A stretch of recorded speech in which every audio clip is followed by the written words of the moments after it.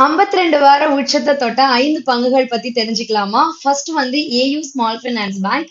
இன்னைக்கு இவங்க வந்து 52 வார உச்சத்தை டச் பண்ணிருக்காங்க. அதே மாதிரி ஸ்டேட் பேங்க் ஆஃப் இந்தியா இன்னைக்கு 52 வார உச்சத்தை டச் பண்ணிருக்காங்க. அண்ட் யூபிஎல் ஸ்டாக் இன்னைக்கு 52 வார உச்சத்தை டச் பண்ணிருக்காங்க. அதை தொடர்ந்து டைட்டன் 52 வார உச்சத்தை டச் பண்ணிருக்காங்க. அண்ட் பாரத் பெட்ரோலியம் கார்பரேஷனும் 52 வார உச்சத்தை டச் பண்ணிருக்காங்க. இன்னைக்கு வந்து மார்க்கெட் எப்படி க்ளோஸ் ஆச்சு அப்படின்னு பாத்தீங்கன்னா, இன்னைக்கு மார்க்கெட் சூப்பர் மூவ்மெண்ட் கொடுத்துச்சான்னு கேட்டீங்கன்னா இல்ல. பிகாஸ் ட்ரேடிங்ல ட்ரெண்டிங் ஆப்பர்ச்சுனிட்டி இருக்கும், ஃபிளாட் ஆப்பர்ச்சுனிட்டி இருக்கும்.